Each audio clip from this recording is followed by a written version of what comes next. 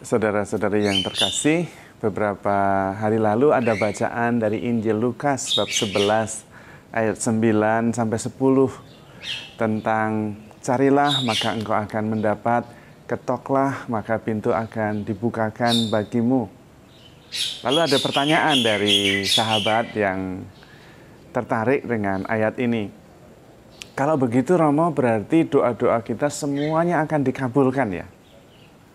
Karena Tuhan mengatakan bahwa carilah, maka akan mendapat, ketuklah, maka pintu akan dibukakan. Berarti semua akan diberikan. Saya bisa mengatakan bahwa jawabannya adalah ya. Semua akan diberikan. Kalau kita sungguh-sungguh mencari, maka kita akan mendapat. Kalau kita sungguh-sungguh berusaha mengetuk, pasti pintu akan dibukakan. Dan memang kita harus mencarinya. Karena kita diberi semua yang mungkin untuk mendapatkannya. Terutama akal budi, tenaga, pikiran, tapi juga iman. Maka pasti bisa dapat. Tapi Romo, kenapa ada doa yang sepertinya tidak dikabulkan? Nah, ini perlu dijelaskan. Karena bacaan Injil Lukas bab 11 itu ayat 9 diletakkan dalam konteks ayat 10. Carilah akan mendapat, ketuk pintu akan dibuka. Lalu kemudian dikatakan, Bapa manakah yang tidak memberikan yang terbaik untuk anaknya? Nah, ini juga perlu dipegang. Karena ini menjadi pedoman. Semua akan dikabulkan, tetapi berdasarkan iman bahwa Allah adalah Bapa kita. Yang pasti akan memberikan yang terbaik. Karena Bapa manakah yang akan memberikan telur kalau anaknya minta kalajengking? Nah, prinsipnya adalah ada iman bahwa Allah itu Bapa kita yang baik dan akan memberikan yang terbaik. Maka kalau kita mencari tetapi tidak mendapat, mengetuk tetapi sepertinya pintu tidak dibukakan, bisa berarti doa kita itu tidak baik untuk kita. Hanya itu jawabannya. Kalau baik pasti dikabulkan. Karena Bapa mana yang tidak akan memberikan yang terbaik kepada anaknya yang minta kepadanya? Kita aja kepada anak kita memberi yang terbaik, apalagi Bapa di surga. Nah itu. Tetapi juga memang perlu dikatakan atau dilanjutkan bahwa carilah dahulu kerajaan Allah, maka yang lainnya akan diberikan kepadamu. Jadi semua yang kita usahakan, semua yang kita cari pasti akan diberi. Kalau itu baik. Tetapi kalau kita sudah mencari dan kemudian Tuhan tidak memberi, jangan lalu kita kecewa. Tuhan tidak menepati janji. Bukan. Kita harus mengubah cara pandangnya. Kalau kita sudah mencari, sudah mengetuk dan tidak dibukakan pintu, bisa jadi yang kita cari itu membahayakan kita sendiri. Nah, kalau tidak dikabulkan, tidak diberi, itu berarti Tuhan sedang melindungi kita. Begitu cara melihatnya. Sehingga yang terjadi pada kita selalu yang terbaik. Karena ada iman. Dasarnya yaitu adalah Allah adalah Bapa yang baik untuk kita. Yang selalu memberikan yang terbaik kepada kita. Tetapi seringkali yang menjadi persoalan adalah kita tidak tahu apa yang baik untuk kita. Tidak tahu bahwa yang kita inginkan itu tidak baik. Nah, itu masalahnya. Tapi Romo, kalau sakit itu kan jelas tidak baik, toh Romo. Masa sakit baik? Nah, kalau kita minta sembuh tapi tidak diberi kesembuhan dan malah diberi sakit gimana? Sakit itu bisa baik, bisa tidak baik. Kalau sakit itu kemudian justru membuat iman kita lebih dalam, kalau sakit itu bisa justru membuat kita bisa ambil bagian dalam penderitaan Kristus, nah, itu justru baik. Kita bisa menyatukan derita kita dengan derita Kristus, sehingga derita kita bisa menyelamatkan banyak orang. Lah jadi bagus itu. Penderitaan, penyakit bukan lagi negatif, tapi positif. Nah, kalau kemudian malah kita jadinya mati, Romo, gimana? Lah ya memang kita harus mati, mau hidup terus-menerus. Tidak ada yang hidup terus. Ya harus mati suatu ketika. Jadi mati itu bukan negatif, bukan.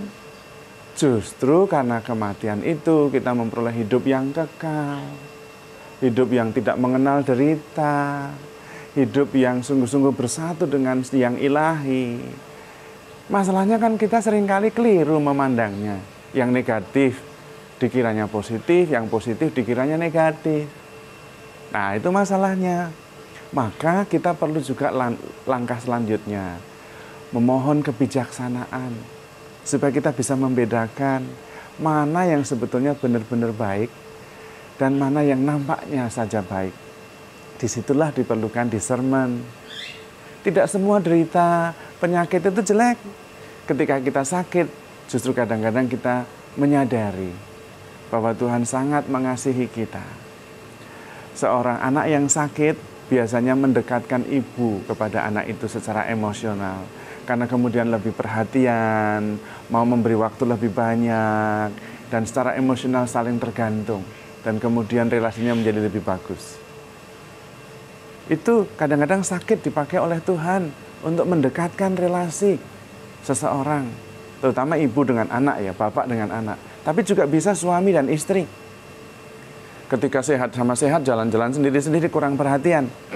Tetapi ketika istrinya sakit, waduh, suaminya jadi lebih perhatian, lebih memberi waktu, lebih peduli. Nah, bisa saja. Jadi yang negatif itu belum tentu negatif. Yang nampaknya positif belum tentu positif. Karena itu kita juga mesti perlu iman. Tetapi sekaligus mohon rahmat kebijaksanaan. Supaya bisa membedakan itu tadi. Mana yang sungguh positif atau yang nampaknya positif.